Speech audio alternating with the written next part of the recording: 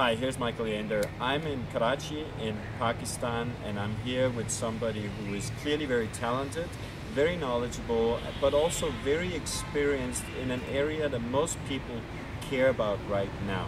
And that area is content marketing, and the person I'm here with now is Salma Jafri, and I've asked her to share some of her good tips and advice with you right now, so here she comes.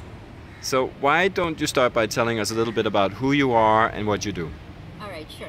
So my name is Salma Jafri, and I'm a content marketing consultant for startups and entrepreneurs, as well as small and medium businesses. And I run a video blog called Content Marketing Tips, as well as a podcast. And in my spare time, I also do volunteer work as the team lead for Google Business Groups for Women, which helps women entrepreneurs learn about online marketing and entrepreneurship. Oh, that's fantastic. So one of your areas of expertise is content marketing. Can you tell us a little bit about what's difficult about content marketing? Sure.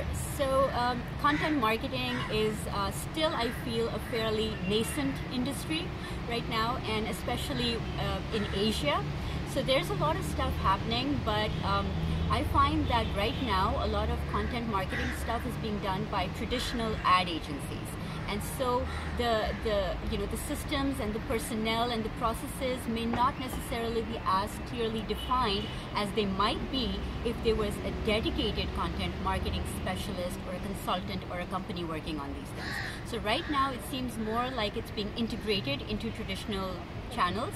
And in the future, though, I hope that alongside this integration, we will have more specialists in the area of content.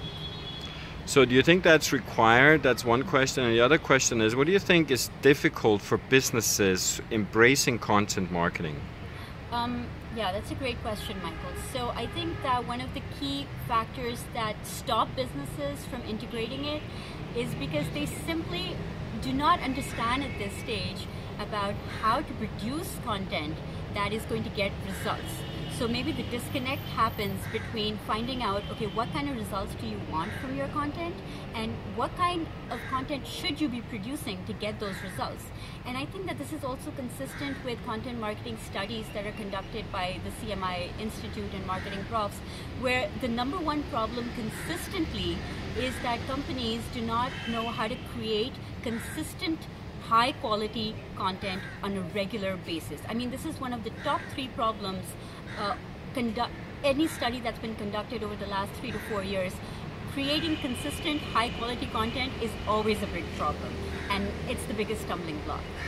And the reason for that, is that because we need a new breed of writers, or do writers need to be somehow upskilled, or how do we solve that problem? Well, I think that one of the trends that's happening, and I think that's a really cool trend, is that journalists are sort of being integrated into content marketing, primarily because they are skilled and trained in telling stories and finding perspectives that people are interested in listening to.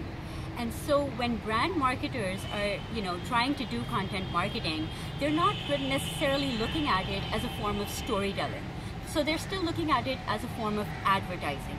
And I think when that shift happens, when you stop looking at it as a sales technique and start looking at it as a communication channel, and start to talk about the stories of your brand, your customers, your environment, your products, just the entire scenario, that's when I think the magic happens. And that's why we need to bring on more storytellers who can understand how the story ties in to your bottom line. Excellent, good advice. So another question I have for you is if you could outline the most important components in a content marketing, I'm going to call it a strategy, sure, or let's say a content marketing plan. What do you think are some of the most important components? Strategy would be obviously the first thing. So I think that one of the key differences between a successful marketing campaign, whether that's content or anything, is a strategy that is actually written down and agreed by all parties. And you'd be surprised how many companies don't really take that very seriously. So if you have metrics that you have decided that this is what is going to spell success for me, and you just write that down and work backwards and figure out how are we going to get there, what are the steps that we need to do to achieve this kind of success. And if you write that all down and then figure out a calendar of plan about how to implement it, I think that's one of the key areas that companies need to address that have a written strategy. Are there other components that you would say are important?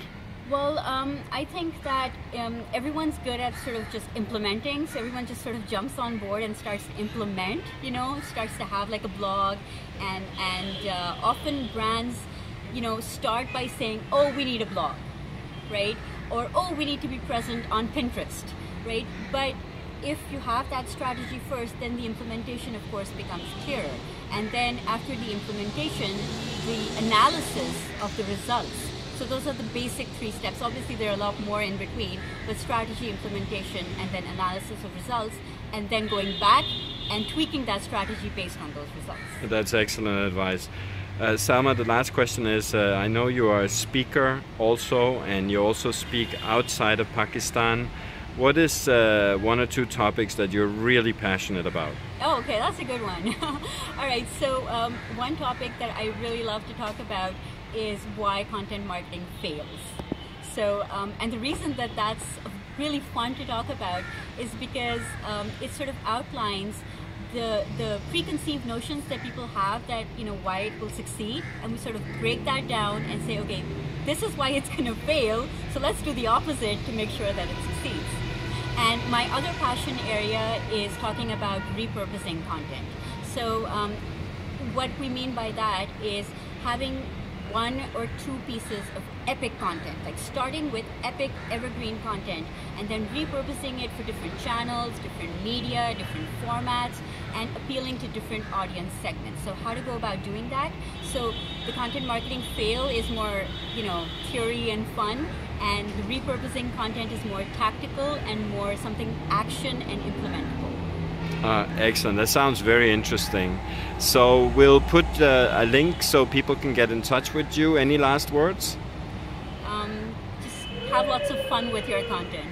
Oh, excellent. Lots and lots of fun. Thank you very much. Thank you so much.